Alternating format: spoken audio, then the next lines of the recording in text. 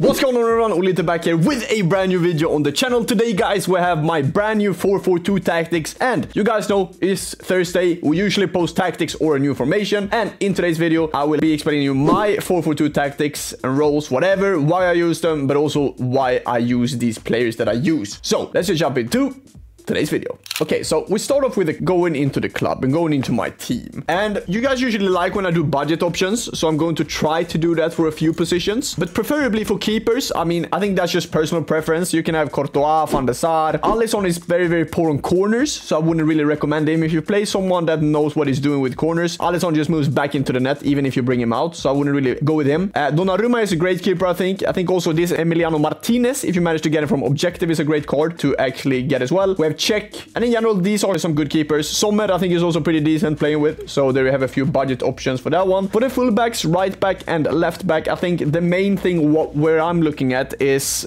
basically defending, pace, but also physicality, and they also need to be pretty decent on the ball, I think. So it's a few parameters that I think is super important, and Theo Hernandez ticks all the boxes. Best gold card on the game in my opinion, even better than Mbappe. Honestly, I think he is simply unbelievable. Other options for him as left back, I think the number one option should be Ferland Mendy. I think he has a great card, but also actually this new I think it's like Kadioglu or something, Ferdi Kadioglu. This guy actually has a new FC promo item, FC Pro item, Umut. He's actually connected to the German player Umut, and he has a great card, and he's very good on the ball, very fast, good with his physique, and 82 defending as well. So that's also a bit of a hidden gem, I would say, if you're looking towards a left back. Right back options, I would say very cheap options. We have Hakimi, of course. I think Dalot is fantastic. You can even play the Marcos Llorente Trailblazer, I believe it is, from that promo. For the center backs, I still keep Virgil van Dijk. I think he's fantastic on corners. He's scoring so many corners for me, and in general I really like him in this year's game. His companion is going to be the Evo informed Van de Ven, who is an absolute monster. And for the center backs, mainly defending in pace is the main thing I'm looking for there. So fast center backs, Rudiger, Saliba, you have more Eder Militao, Araujo. I mean, you have a lot of different options, right? And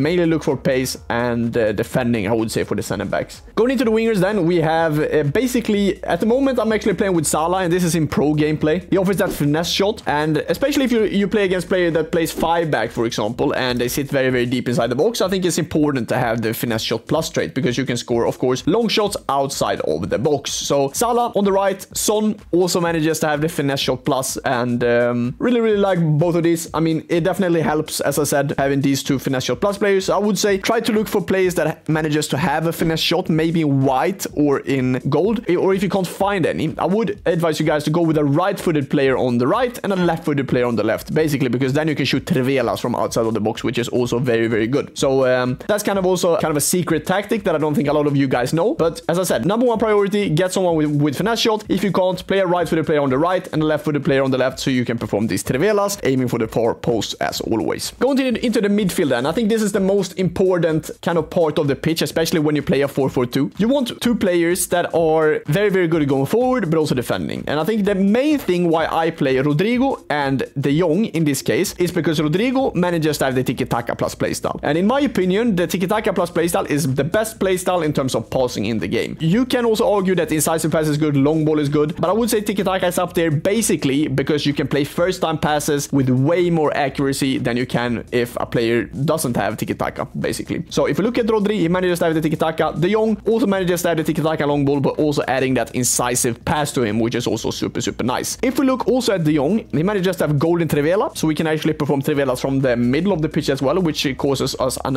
causes our opponents another threat of us going forward, which I think is super important. That Rodri actually manages to have the wide in power shots, so he performs power shots a bit faster than players that doesn't really have that playstyle. So this midfield is super good. Both can defend, both can go forward, and I absolutely love these two. Going into the striker then, I don't think a lot of you guys will have coins for any of these players, but if you manage to have, I would say, Kylian Mbappe, the second best gold card on the game after Theo in my opinion, and then R9. Other option for these two could be Vini now. I think a lot of you guys should be able to get around that kind of coins, especially around Black Friday now, where the market has been dropping a lot. I would say Rutter SPC is a great option as well, but mainly for the strikers, look for pace, look for shooting, and look for dribbling, I would say. And if we look at Kylian Mbappe and R9, 97 pace, 94 pace, 90 shooting, 94 shooting, and 94 dribbling, and 92 dribbling, and 5-star for both, so you are able to perform any skill move on the game basically. So jumping in to team management, we play a pretty default tactic. The code is going to be up there, and if you want to pause it and you already trust me, do that now. Otherwise, I'll go back to it after. I'm actually going to switch something. I don't really like to play defensive approach high, especially not against pros, because they are so good at doing these first time LW wise. With a keeper, I always play sweeper keeper. I think that's the best role to play on keepers. For the fullbacks, we have them very, very balanced with actually fullback and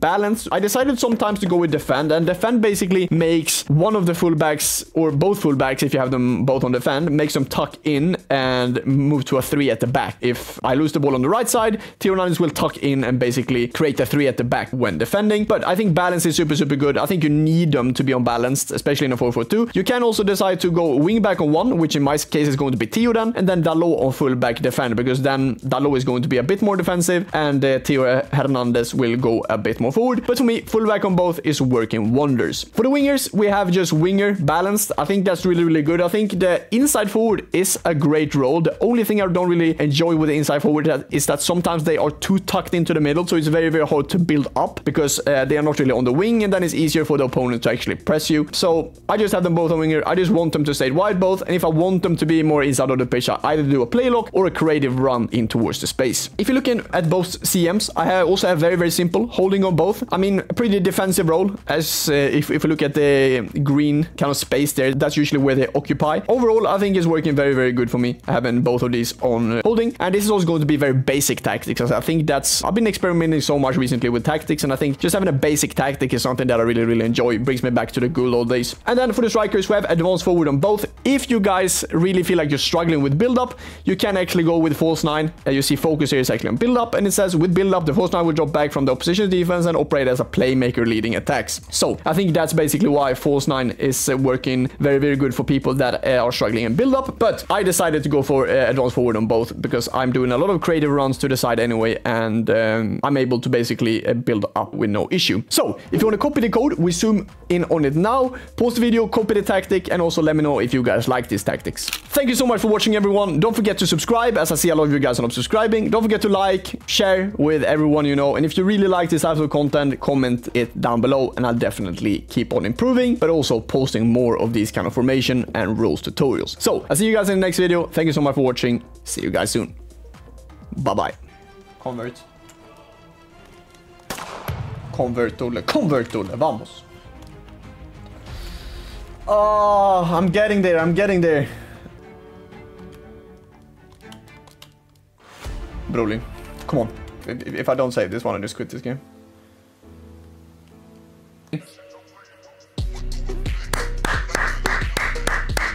We definitely take that.